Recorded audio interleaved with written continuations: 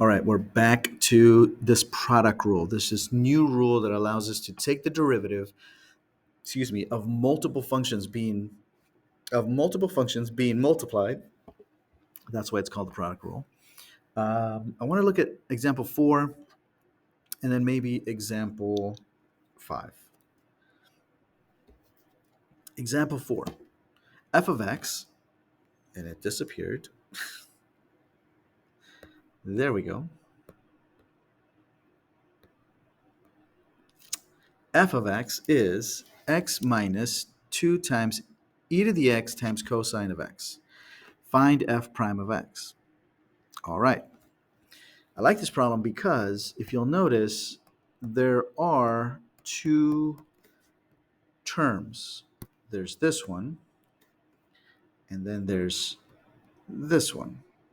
But in the second one, there's a product between 2e to the x and cosine x. So I'm going to take the derivative of x, which is the first term, and that's just going to be 1. Then I got to be careful. Minus. I need to find the derivative of these two things being multiplied, so I got to use the product rule.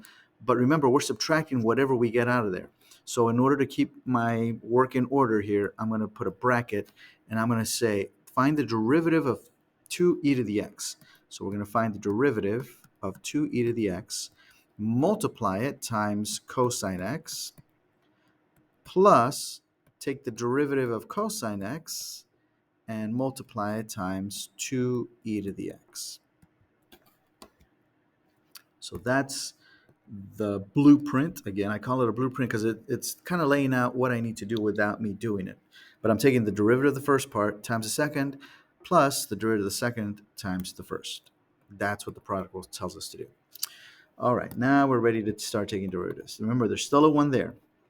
I'm going to subtract whatever I get in the first part. Well, the derivative of 2 e to the x, remember we hold the 2 because it's a constant, times e to the x, which is just e to the x, times the cosine that's already there. So all I had to do was take the derivative of this and multiply times cosine. This is the derivative of that, and I'm multiplying times cosine. Remember, I'm subtracting, so this is minus 2 e to the x times cosine x. When I get over here, I have the derivative of cosine x, which is negative sine x, times 2e to the x. Except I'm subtracting. So minus a negative is actually going to turn into a positive 2e to the x sine x. I'm going to put the e to the x first. I'm going to put this part in blue first and then the trig on the back. You can do it the other way as well. I only did that because I wanted to kind of mimic this. Can I factor something out? Some people might say you can factor out an e to the x. Remember, there are 3 terms now. 1, 2, 3. So if I'm going to factor out an e to the x, it has to come out of everybody. And the first term doesn't have an e to the x to factor out. So I'm just going to leave it like this. And we're done. If you want to be fancy, I guess you can do like a partial factoring and say, oh, out of these two, 2e to the x, I have cosine x minus sine x. I guess you can write it that way. That would also be an answer. If you don't know why there's a minus here, why the cosine is positive but the sine is being subtracted, think of it, if we multiply this times this, that's going to give me minus 2e to the x cosine x. If I multiply minus 2e to the x times minus sine x, that's where I get that plus. But anyway, that is the end of that, right? It's not that complicated once you lay things out. And that would be my suggestion to you is whenever you're using the product rule, maybe do this part where you're laying out your blueprint of this is what I need to do in order to do the product rule, at least at the beginning to kind of get a feel for it. And then after a while, you can just in your head say, oh, I need to take the derivative of the first times the second plus the derivative of the second times the first. That's what we're going to do with letter H. Letter H, example 5, function h is composed of cosine x times the square root of x. Okay, so in order to find the derivative, I got to use the product rule because I'm multiplying two things. So we're going to take the derivative of cosine x times the square root of x plus I need to take the derivative of the square root of x, but because I need to take the derivative of that, I'm going to go ahead and rewrite it right now. Please understand, when I write x to the 1/2, that is still the square root of x. I need to take the derivative of that. I haven't taken the derivative when I rewrite it, times the first function, which is cosine x. So again, this is a blueprint for what I need to do.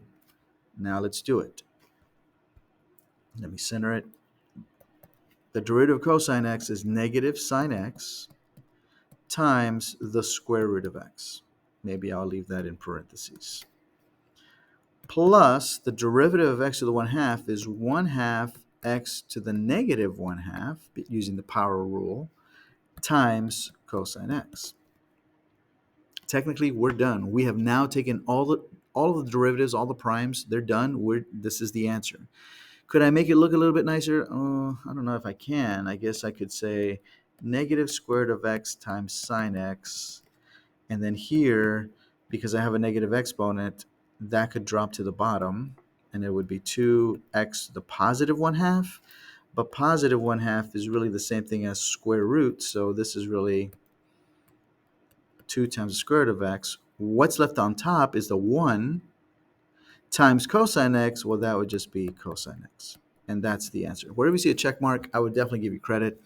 I now see maybe the second line would be more appropriate for a multiple choice option. Product rule. Derivative of the first, find the derivative of the first, multiply times the second function, plus the derivative of the second function, multiply times the first function. That's the product rule.